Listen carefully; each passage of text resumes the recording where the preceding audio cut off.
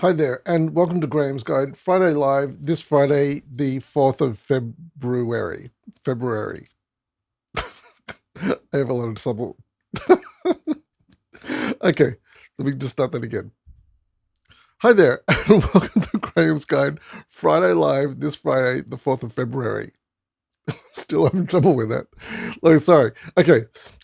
So I don't have a an agenda today because this is my last Friday live for this teaching period. And it started really badly. But the point of Friday live is that I only do one take. And so it's what you see is what you get. So apologies for my very poor opening. Beginning.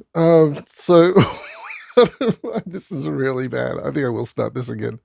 Um, what I want to show you, let me go across. Okay, so what I want to show you is I'm going to briefly go over our most recent Collaborate session, just a couple of the slides from our most recent Collaborate session. I don't know why that's funny. Um, okay, so here it is, essay structure. Um, So the final essay, assignment 3, is a traditional essay, and we've gone over this before. So it'll have an introduction. You'll have your body paragraphs. This example here shows that there could be 3 body paragraphs. You may have more. It depends on how you're structuring your essay, and then we'll have a conclusion, finish.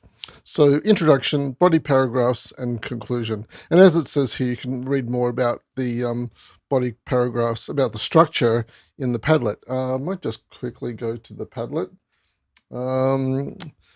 So Tanya's Padlet. What's the easiest way of getting there? I think if you go to the announcements, Tanya's announcements, and additional resources for assignment 3. And in here, Tanya's got a link to the Padlet.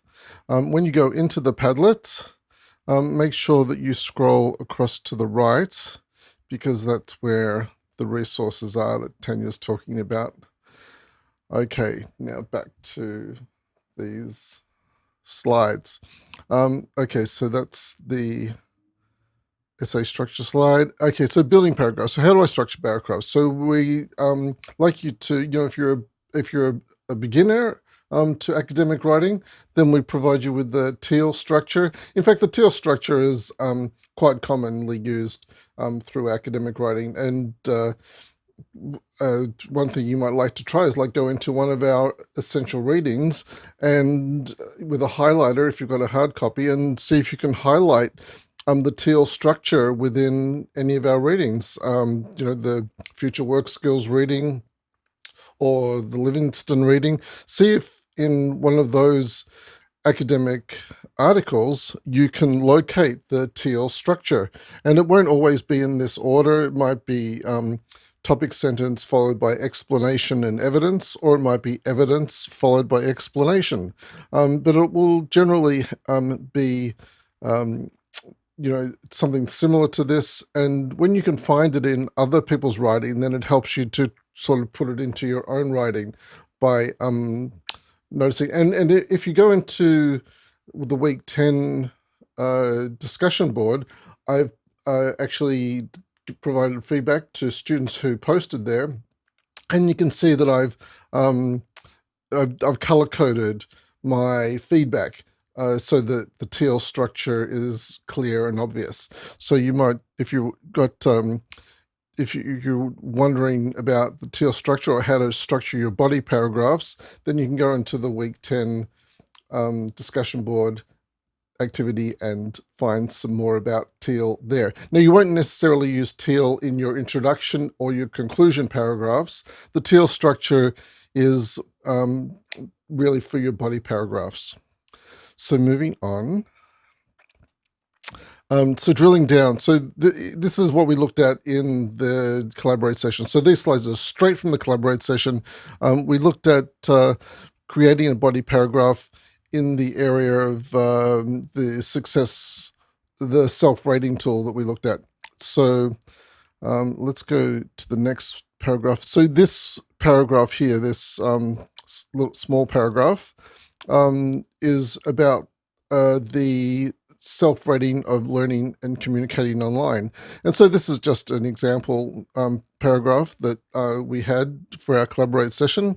And if we go on to the next page, we'll see that these were the elements of TL that are here. So the topic sentence was this first topic sentence. Look, I would even go as far as adding to this sentence, if you're writing about your self-rating, I would say something like, I would start the sentence with, in relation to my self-rating, my skills in learning and communicating have developed over the course of this teaching period, so that it's absolutely obvious in your topic sentence which part of the assignment that you're responding to.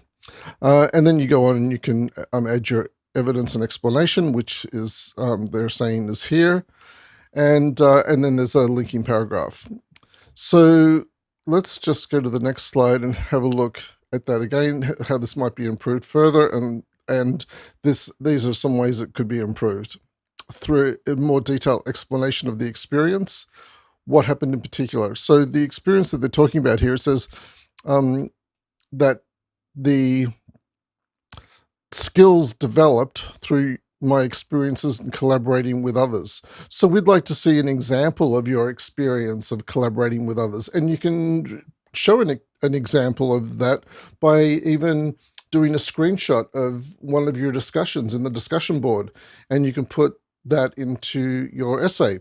And you can provide that as an example of how your learning and communication skills have developed by showing a real life experience from the discussions through a screenshot. And this social support helped me greatly. It says here, for example, what is social support? What aspects of social support, instrumental support, appraisal support, was it emotional support or practical support? So it says here, social support accounted for my self-efficacy developed.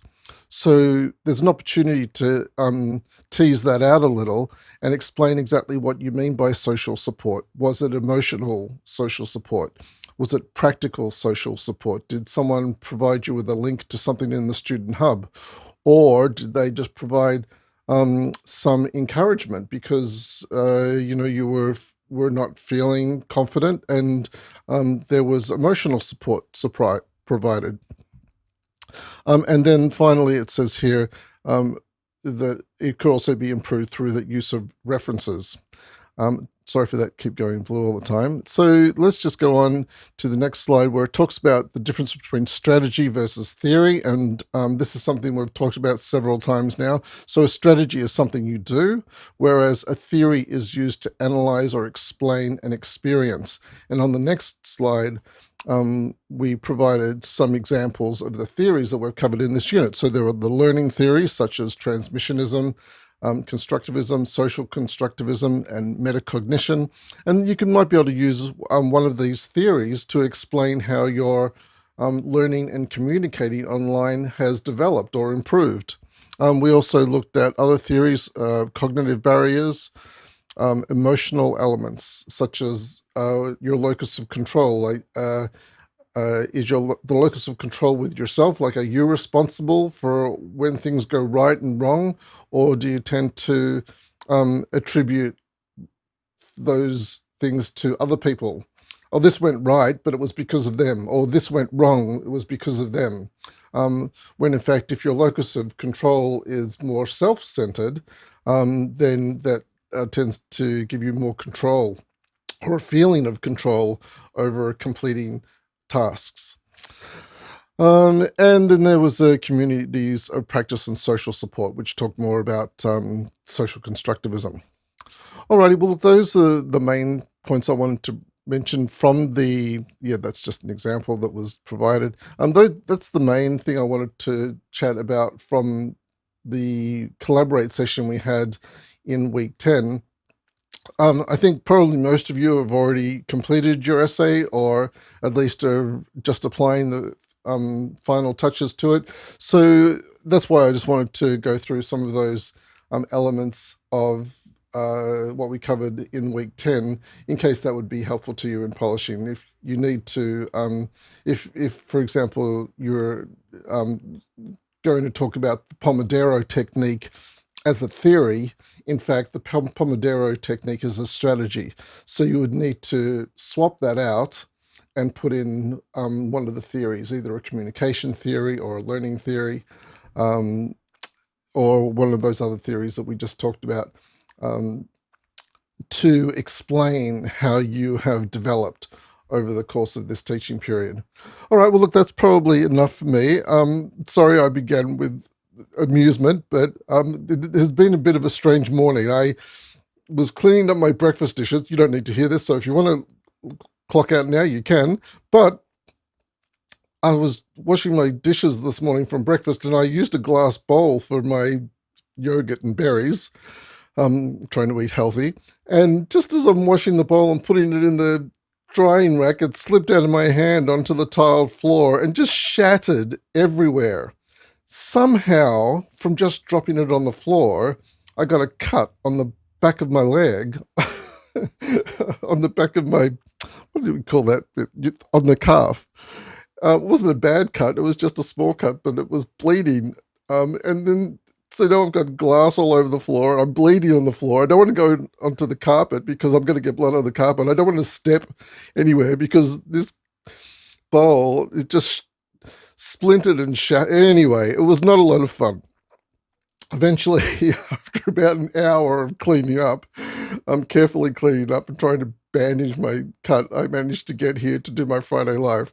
So anyway, and then when I'm trying to do my Friday Live, my record machine isn't working properly, so I had a lot of difficulties. So look, if you think that the life of an ELA runs smoothly every day, I can assure you it does not. If you heard the amount of whinging and complaining that I do, you would be very surprised. Anyway, you just got to take it all in your stride, don't you? And what's within your control, that's what you look after. If it's beyond your control, we'll let maybe someone else needs to look after it. Okay, that's enough of my chat today. How many minutes have I gone for? 12 minutes. That's more than I wanted to talk for. As I said, this is my last Friday Live. I won't be doing one next week. All the best with the polishing that you're doing on your essay between now and Monday. I will be in the discussion boards over the weekend if you would like to ask a question, but on Saturday during the day, I do have Chinese New Year dinner with my in-laws. And so I probably won't be around most of Saturday afternoon, but I will be answering questions. I will be back in the discussions on Saturday evening and or Sunday. So I will catch up with you then. Alrighty, that's enough for me. If I can find where turn the record button off, I will turn it off. See you in the discussions. Bye for now. Stop recording, yes.